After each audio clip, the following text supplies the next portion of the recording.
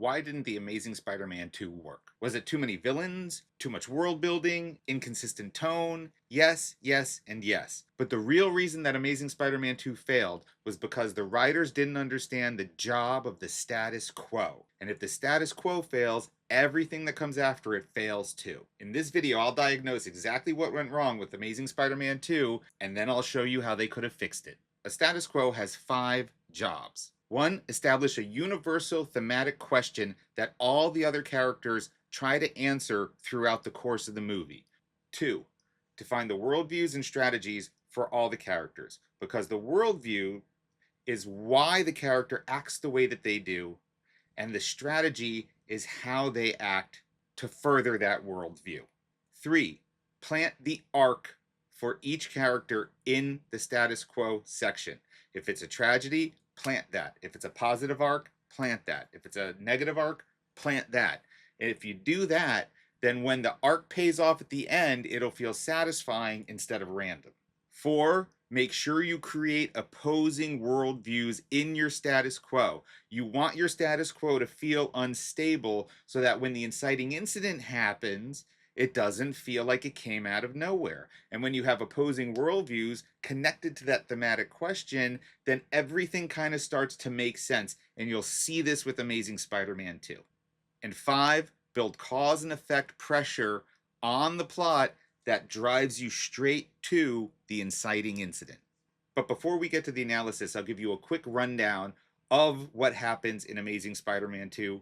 Spoiler alert if you haven't seen it. I'm guessing if you're watching this video, you've probably seen Amazing Spider-Man 2. This is the summary of the movie leading up to the inciting incident. I consider Max transforming into Electro to be the inciting incident because it's at that moment where Spider-Man is confronted with a problem that he cannot ignore and that he has to solve. And that is one of 2 types of inciting incidents that you can have in a movie. If you'd like to learn more about inciting incidents, you can watch my video on inciting incidents.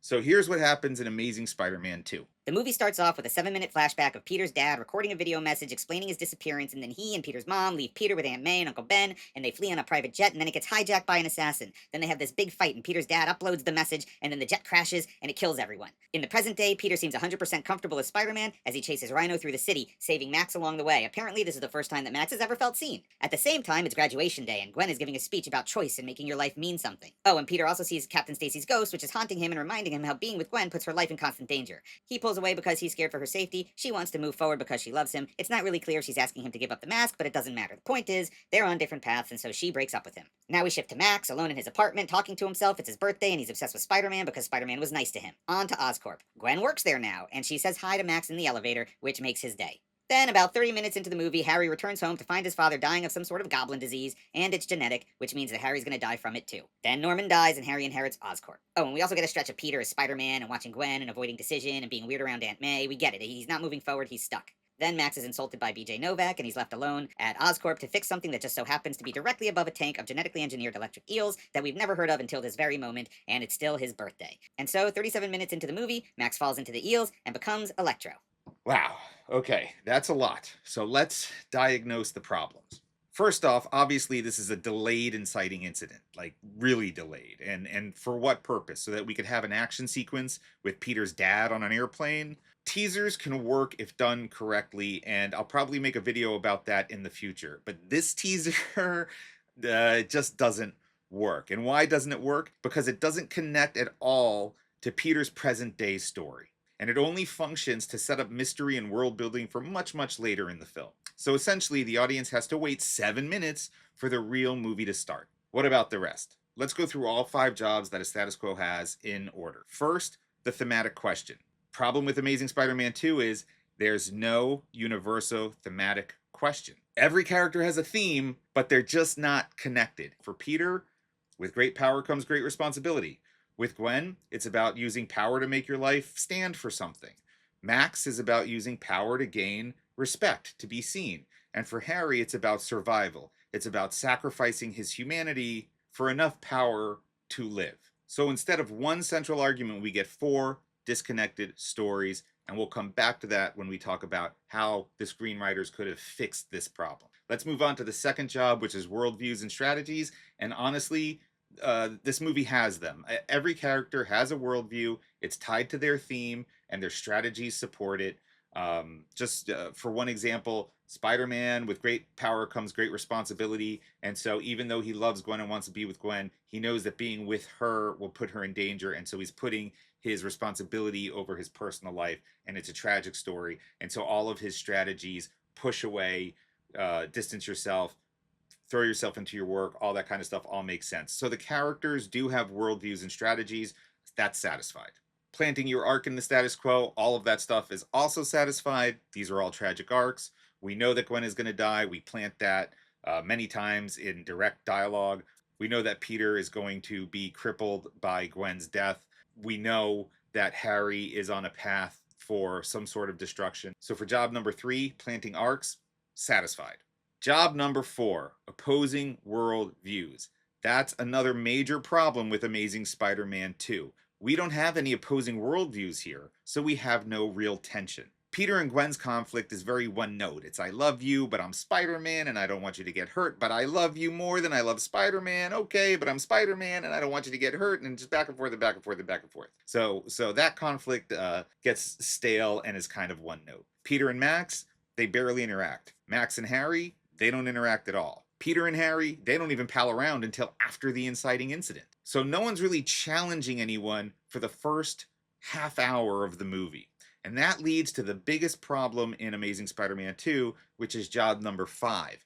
There's no cause and effect pressure that pushes us towards the inciting incident. Here's why. Peter saving Max doesn't lead to him becoming Electro. Gwen being nice to Max in the elevator doesn't escalate anything. Harry's illness doesn't connect to Max or Gwen or Peter. And so when Max becomes Electro, it feels random because it is random. So without a shared question, without opposition, and without pressure, you know what we end up with?